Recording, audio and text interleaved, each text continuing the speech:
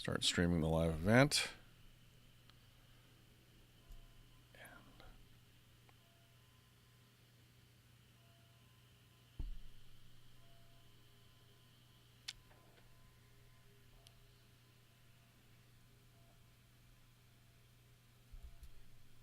Well, hello everybody. This is Nils.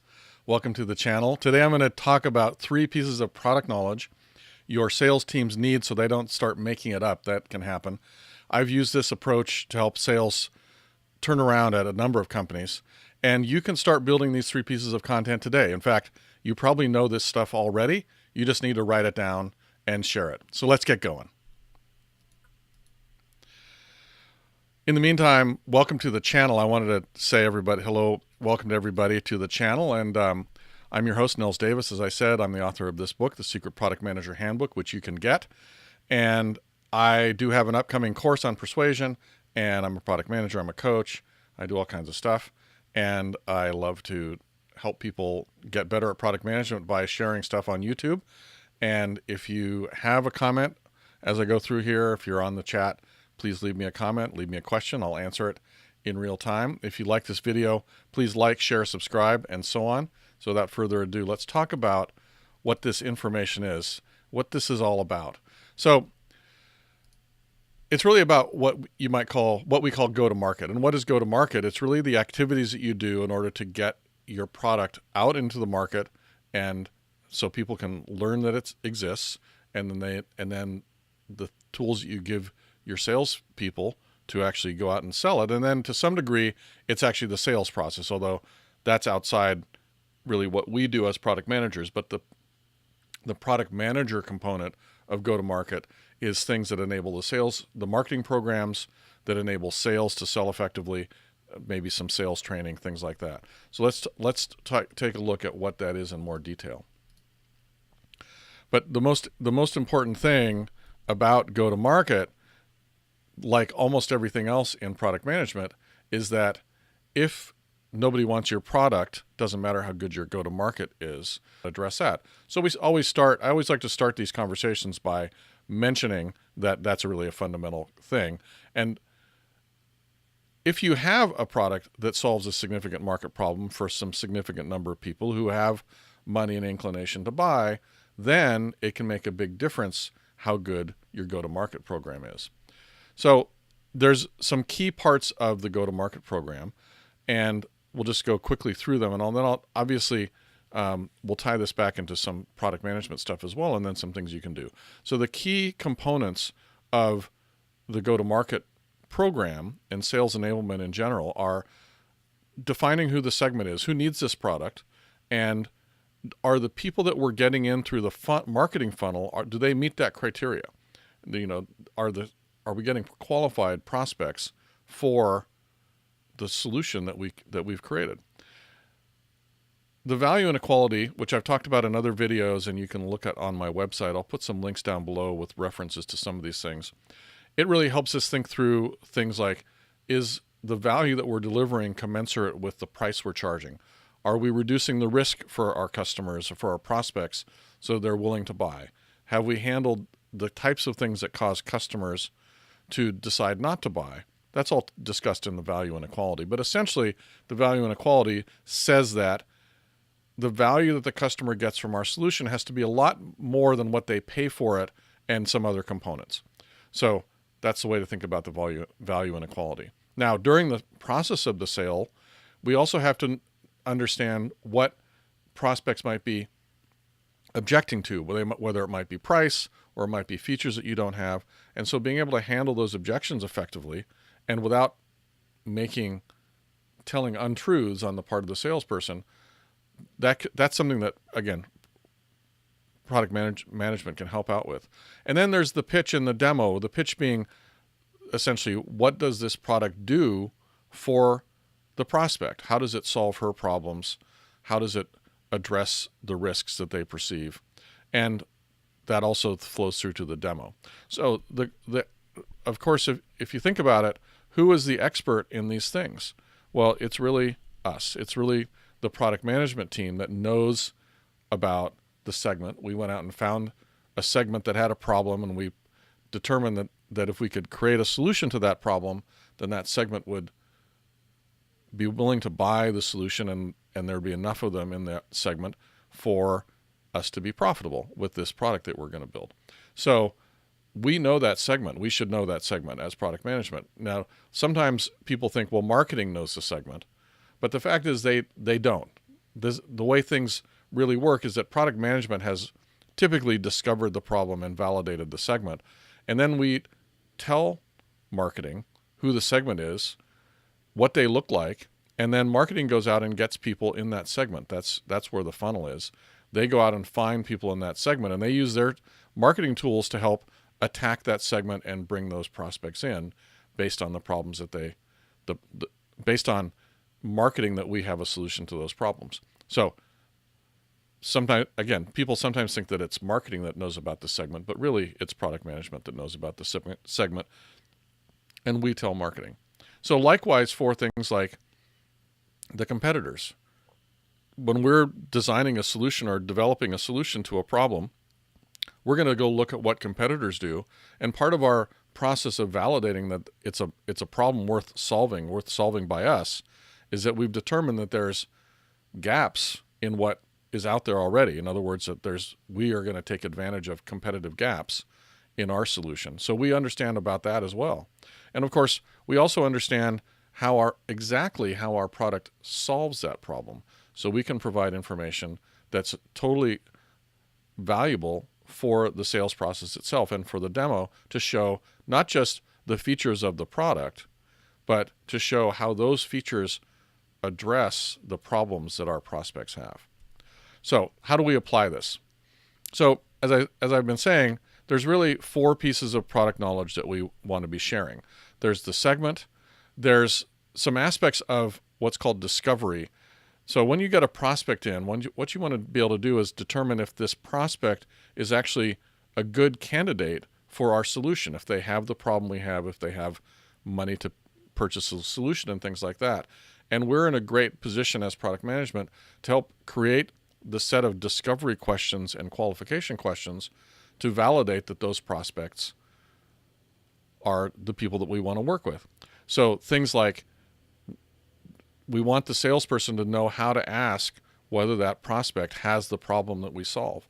And we want the salesperson to have some idea of how to ask a question around, is this prospect really willing to pay something to solve that problem, right? So maybe have they tried to solve it before?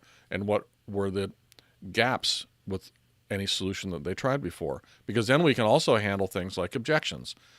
If we know what competitors the prospect is looking at, we can start to handle objections that might come up because of maybe features that competitor has that we don't have, but we have a reason that we don't have those features, and we can help the salesperson understand that and articulate that. And then, of course, we get to the point of the demo and of pitching the product itself and its features as solutions to the problem. So those are the big components of product knowledge that product management really has, sales and marketing really need, and those are the things that we are going to be providing to them. Now, there's lots of different ways that we can provide this information. I'm not going to really go into that in this short video, but the point is that product management is who knows these things, and if we can get this information into marketing and sales, they're going to be a lot more successful. And I always give a little example about this. So imagine that you have a project management software. So I've worked in project management software before.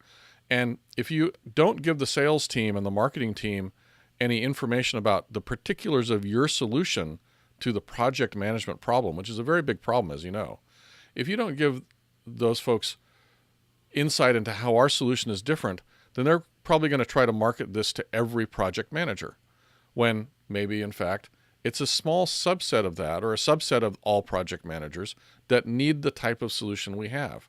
So you're going to waste a lot of money on marketing, and you're going to get a lot of prospects that aren't qualified. Same as if you don't give the sales team good questions for qualifying and discovery. So the salesperson is going to say, well, it's a project management tool, so I'm going to ask about projects. Do you have a lot of projects? But if the solution is really appropriate for a particular type of project, you want the salesperson to be asking about that type of project. And if it's even more about solving some particular problems in that type of project, then you want to be asking about those problems. So for example, prospects for whom Microsoft Project is a good solution were not good prospects for the product that I worked on, because typically my customers worked on much bigger projects. They had many more resources to handle. And in fact, their big problem with Microsoft Project was it didn't do a good job on resource management, and my product did. So we'd want the sales team to know how to ask about resource management and whether resource management was a big pain. And then we could come in and say, hey, we've got a good solution for you. And if they said, oh, I'm the only project manager, I've got about 100 projects, we would say, oh, you're not really a good candidate for our solution, and we recommend you go look at something else, right? Because we don't want to waste time on those people. They're never going to buy our solution. Same for objections. So we had, things that our product did and things our product didn't do that competitors did. And so how to handle those kinds of questions was always something that we as product managers had a lot of good insights, because we would know, for example, why did we choose not to implement that feature? Was it because maybe we determined that our prospects didn't need it? Or did we determine that the solutions that were out there were not adequate, and so everybody was going to fail with them anyway? And both of those things happen a lot in the product world. And so if you can give the sales team ammunition to handle those objections with reasons and stories about how, people using the competitor's product failed even though it had this other feature, those are really powerful. And then, of course, the demo is the same thing. So we don't want to just give the sales team and the sales engineers a list of features and say, go demo the features. We want to say, if your customer or if your prospect asks about X, here's how you show them how well we solve that component of the big problem, the X component of the big problem. And likewise for all the different components of the problem. And also often you want to include things like stories about how existing customers were very successful solving that type. I'll give you 3 pieces of product knowledge that the sales teams needs, but really it's 4. So I over-delivered maybe a little bit on this. Anyway, that is really what I wanted to share, is that we have this knowledge, we need to be sharing it out to the sales team, and this is really the components of it. Now, we could have a whole other long conversation about in what form should we do this, and there's lots of different forms, as I said. Maybe we'll do that in the future if somebody thinks that's interesting. But I wanted to share that thing. So let me just quickly sum up. If you want to learn more about me and get more of my ideas about how to be a more effective product manager, there is the book. It's all the secrets that I wish I'd known about product management when I first started and that I had to learn over time. You can get it on Amazon. That is awesome. You can follow me on Twitter. I tweet a lot about product management topics, and I retweet a lot of articles that I find valuable. I don't retweet articles that I don't find valuable. I just let them go by. So if you want to know what I think is valuable out there, check my Twitter feed. I have a blog. I don't blog there very often. Mostly I've been doing content like podcasts and videos. The podcast is All the Responsibility, None of the Authority. You can find that at alltheresponsibility.com.